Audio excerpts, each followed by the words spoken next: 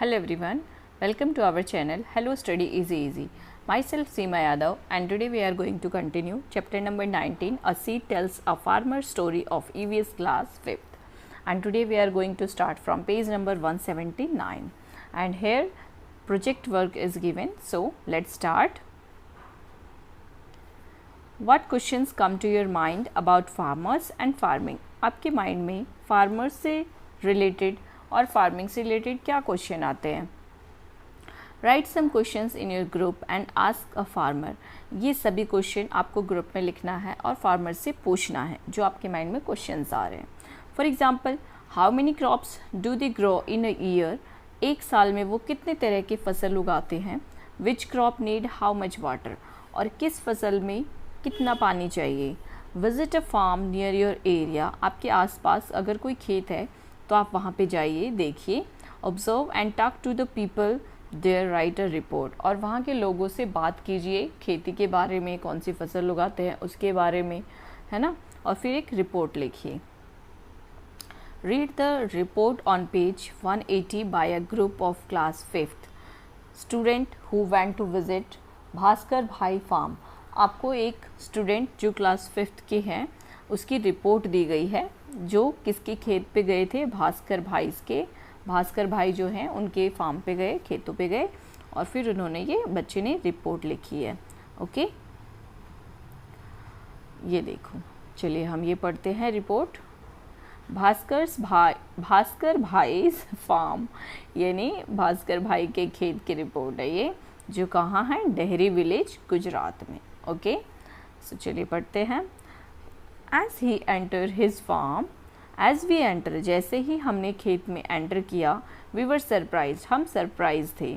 There were dead leaves, wild plants and grass everywhere. क्योंकि खेत में क्या थे? बहुत सारे सूखे हुए पत्ते थे, वाइल्ड प्लांट्स थे और घास थी. Some of the tree branches seemed so dry. और कुछ वहाँ पे ट्री की ब्रांचेस भी थी जो बहुत सूखी हुई थी. As if eaten by insects, और उसको इंसेक्ट्स ने खाया हुआ था. At places we saw some plants with colorful leaves.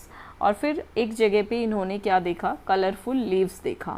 Why these? ये ऐसा क्यों है? खेत पर ये सारी चीज़ें क्यों फैली हुई है? So भास्कर भाई said they were croton plants. ये कौन सी प्लांट्स हैं? क्रोटून प्लांट्स हैं. Which gave him a signal when the soil became dry. और ये इनको सिग्नल देते हैं ऐसा कि जो मिट्टी है वो ड्राई हो चुकी है. ओके, वी वर सरप्राइज्ड, हम सरप्राइज थे. हाउ? कैसे? He explain that the roots of the croton do not go deep in the ground. जो ये प्लांट है क्रोटून, इसकी जो जड़ें हैं वो ज़मीन में अंदर तक नहीं जाती है. सो वो ऊपर ही रहती है. ठीक है. So when the top layer of the soil becomes dry, so जब लेयर जो सॉइल की ऊपर की लेयर है वो ड्राई हो जाती है तो क्या होता है? ये प्लांट भी सूख जाते हैं. The croton leaves bend and become limp. The signals tells Bhaskar bhai which part of his farm needs to be watered. यानी जिससे उनको पता चलता है कि जो ज़मीन है, जो मिट्टी है वो सूख चुकी है और फिर वहाँ पे वाटरिंग करने की ज़रूरत है. यानी वहाँ पे पानी डालना पड़ेगा खेतों में, है ना, तभी वो फिर से वहाँ पे खेतों में नमी आएगी. We found the soil soft and crumbly. हमने मिट्टी को सॉफ्ट और क्रम्बली देखा, यानी भुरभुरे टाइप की मिट्टी हो रखी थी. We could see tall coconut trees. हमने बड़े बड़े कोकोनट ट्रीज देखे, लंबे लंबे, है ना. कोकोनट के ट्रीज लंबे लंबे होते हैं. फुल ऑफ फ्रेश कोकोनट्स, जहाँ पे बहुत फ्रेश कोकोनट्स थे. We thought he must be using some special fertiliser. हमने सोचा कि ये ज़रूर कोई स्पेशल फर्टिलाइज़र यूज़ करते होंगे, इसीलिए इतने सारे कोकोनट्स हैं इस पे. Bhaskar bhai said he does not buy fertiliser made in factory. कि वो जो फैक्ट्रीज में फर्टिलाइज़र बनते हैं वो उनका यूज़ नहीं करते हैं. His soil is fertile. उनकी मिट्टी फर्टाइल है. Because of all the dried leaves which slowly rot and mix with it. क्यों? क्योंकि जो खेतों में सूखी पत्तियाँ और ये सब थी ना, वो धीरे धीरे सड़ने लगती है और वो मिट्टी में मिक्स हो जाती है. He dug the soil a little and told us to look. हम उसने थोड़ी सी मिट्टी, ही डग द सॉइल, थोड़ी सी मिट्टी ऐसे निकाली हाथों में और उनको बोला कि ये देखो, we saw thousands of earthworms, क्योंकि जो सूखी पत्तियां थी दूसरे खेत में गए वो, तो उन्होंने दिखाया उनको मिट्टी निकाल के, क्योंकि वहाँ पे मिट्टी भुरभुरी थी, तो उन्होंने दिखाया ऐसे कि देखो यहाँ पे जो पत्तियां हैं वो सड़ चुकी हैं। और जब मिट्टी खोद के उन्होंने हाथ में दिखाया तो उस मिट्टी पे क्या था, बहुत सारे अर्थवर्म्स थे जो मिट्टी को सॉफ्ट कर रहे थे, है ना। Keep digging underneath to make tunnels, क्योंकि वो क्या होते हैं, अर्थवर्म नीचे नीचे नीचे नीचे सुरंग बनाते रहते हैं। There this way air and water can easily get into this soil, और जिसकी वजह से पानी और हवा मिट्टी के अंदर इजीली चली जाती है, क्योंकि बहुत सारे अर्थवर्म्स होते हैं वो मिट्टी में ऐसे सुरंग बनाते रहते हैं। The earthworms also eat the dead leaves and plants, जो अर्थवर्म्स है वो सूखी पत्तियाँ और प्लांट्स को भी खाते हैं। And they droppings fertilise the soil, और फिर जो वो खा के निकालते हैं वेस्ट, जिसकी वजह से क्या होता है, मिट्टी फर्टिलाइज हो जाती है, यानी मिट्टी में उपजाऊपन आ जाता है।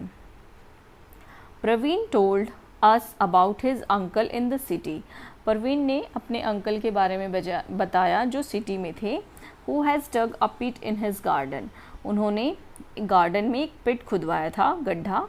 ही puts dried leaves in the pit, और उस गड्ढे में वो ड्राइड सूखी पत्तियाँ डालते थे, along with all the kitchen waste, और जो किचन का वेस्ट होता है यानी फल सब्जियाँ, इनके छिलके, है ना, वो सारा वेस्ट भी डालते थे।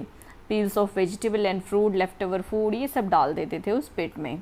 ही also has earthworms in the pit, और फिर वो अर्थवर्म भी डाल देते थे। They turn the waste into compost, और फिर वो जो अर्थवर्म थे वो उसको कंपोस्ट में यानी नेचुरल फर्टिलाइज़र में कन्वर्ट कर देते थे, है ना। वो सब उनको खाते थे, फिर जो उनका वेस्ट होता था वो फर्टिलाइज़र बन जाता था। So his uncle gets good fertiliser without spending extra money, और फिर जो अंकल थे उनको बिना पैसे खर्च किए हुए अच्छा फर्टिलाइज़र जो नेचुरल था वो मिल जाता था, है ना। We all had some fresh coconuts from the farm, इन सब ने फार्म में से फ्रेश कोकोनट्स लिए। दे वर रियली टेस्टी, और जो बहुत टेस्टी थे। We also learn so much about a new way of farming, और इन बच्चों ने खेती के नए तरीके भी सीखे। ग्रुप मेंबर्स, अब ये जो रिपोर्ट है वो किन बच्चों की है, उनके ग्रुप के नाम लिखे हुए हैं ग्रुप मेंबर्स के। प्रफुल्ल, हंसा, कृतिका, चक्की, प्रवीण, और ये क्लास 5th C के बच्चे थे, है ना। इसी तरह आप भी जाइए फील्ड पे और फार्मर्स से मिलिए, और वहाँ पे क्या क्या वो फसल उगाते हैं, कैसे उगाते हैं, क्या क्या फर्टिलाइज़र यूज़ करते हैं, वो सब क्वेश्चन जो आपके माइंड में आते हैं वो सब आप उनसे पूछिए। ओके, नाउ है journey of a bajra seed from a field to a plate. अब एक बाजरा सीड की जर्नी है कि किस तरह से वो खेतों से होते हुए प्लेट में जाती है ना। What can you see in each picture on the next page? अब नेक्स्ट पेज पे पिक्चर्स हैं, तो आप क्या देख रहे हैं उस पिक्चर में, ये देखिए मैं आपको दिखाती हूँ, है ना। ये खेतों में बाजरा है ना। फिर ये है बाजरे के बीज निकालते हैं, इसको कूट कूट के ये बाजरा निकल गया, है ना। फिर इसको पीसा जाता है, घर पहले के ज़माने में घर में होती थी चक्की, जिसको ऐसे गोल गोल घुमाते थे यहाँ से पकड़ के, फिर आटा निकलता था। ये आटा निकल गया, फिर इसको गूँथा गया, फिर इससे ऐसे हाथों से रोटियां बनाई गई, फिर इसको सेका गया, और फिर ये रोटियां आपके प्लेट में आती है। ओके, सो ये है प्रोसेस। अब हम देखते हैं इसमें क्या है। In picture 2 you can see the bajra cobs in the mortar, ओखली। हमने देखा ना जिसमें कूटते हैं बाजरे को, रख के उसको ओखली बोलते हैं। कूट के फिर उसमें से बीज निकल जाते हैं बाजरे के। Used for crushing, okay. The cobs are crushed with a pestle मुसली and the seeds are separated from the cob. मतलब मुसली से कूटते हैं और फिर उसमें से जो सीड्स हैं वो बाहर निकल आते हैं, ये देखो, है ना। इसमें ये बाजरे के कॉप हैं, फिर इसको इस मूसली से जो बड़ी सी डंडी होती है लोहे की, उससे कूटते हैं। लोहे की भी होती है और लकड़ी की भी होती है ना। फिर कूटते हैं तो जो फसल है, सीड है, वो बीज बाहर आ जाते हैं। ओके, अब आगे देखते हैं। Now this work is also done by big machine, और अब ये काम बड़ी बड़ी मशीनों से होता है। लाइक थ्रेशर, जैसे थ्रेशर एक मशीन होती है। We call both these as different technologies using our hands और big machine to crush the seeds. और ये दोनों मतलब अलग अलग टेक्नोलॉजी है ना, हाथ से उसको कूट के निकालना और फिर मशीन से निकाल देना सीड्स को। सो आगे देखते हैं, what technology could have been used to cut the stem in picture. अब जो पिक्चर में आप देख रहे हैं, स्टेम को कट करने के लिए कौन सी टेक्नोलॉजी यूज़ करते हैं? What do you think is being done in the grinder, चक्की, इन पिक्चर 4। और फिर पिक्चर 4 में जो चक्की है, तो अब क्या करते हैं, चक्की से आटा पीसते हैं? नहीं, ग्राइंडर से पीसते हैं, है ना, या तो उसके लिए भी आटा पीसने के लिए भी बड़ी मशीन होती है, उससे पीसते हैं। What ways technologies would have been used to do the work shown in picture 5। और फिर पिक्चर 5 जो आटा बन गया, उसके लिए भी आटा चक्की होती है ना, वहाँ पे बहुत सारे मशीनें होती हैं, तो उससे वो आटा पीसते हैं, ये टेक्नोलॉजी यूज़ करते हैं। You can see that the Dove is ready in picture 6, है ना, ये आटा गूथा गया। व्हेन डू यू थिंक अ सीव, छलनी, वुड हैव बीन यूज्ड। अब छलनी का यूज़ कब करते हैं? आटा को छानने के लिए करते हैं।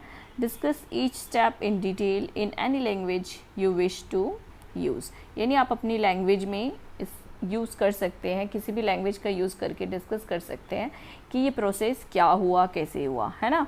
ये खेतों से लेके आए, फिर इसको इसमें डाल के, इसको कूट के बाजरे में से बाजरे के बीज निकाले, है ना, फिर ये तैयार हो गए बीज, है ना, फिर इसको क्या किया, चक्की से पीसा। बट अब प्रोसेस अलग हो गया है, अब ये काम मशीनें करती हैं, है ना, ये वाला काम भी मशीनें करती हैं।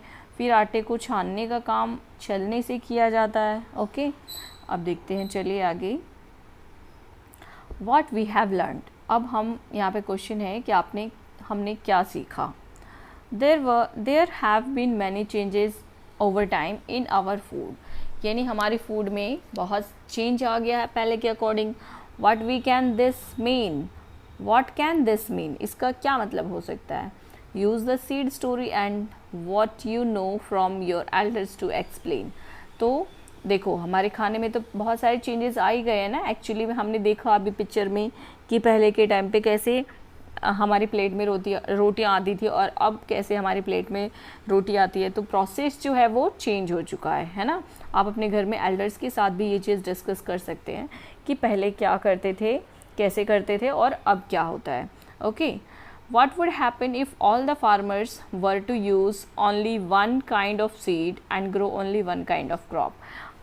क्या होगा जब सभी किसान एक ही तरह के बीज उगाएंगे और एक ही तरह की फसल उगाएंगे? तो क्या होगा, हमें जो वैरायटी मिलती है खाने की वो नहीं मिलेगी, है ना, हमें एक ही तरह का खाना खाना पड़ेगा। ओके, सो स्टूडेंट्स, यहाँ पे आपका ये चैप्टर फिनिश होता है। ओके, सो स्टूडेंट्स, आपको ये चैप्टर कैसा लगा कमेंट में ज़रूर बताइए, और अगर कोई डाउट है तो वो भी कमेंट में ज़रूर बताइए। ओके, और चैप्टर आपको पढ़ने में आपकी हेल्प हो रही है, वीडियो हेल्पफुल है, then please like the video. और अगर आप नए हैं चैनल पे तो क्या करना है, तो वीडियो को चैनल को सब्सक्राइब करना है और लाइक तो करना ही है और अपने फ्रेंड्स को शेयर भी करना है। Okay, so students, thank you, have a nice day.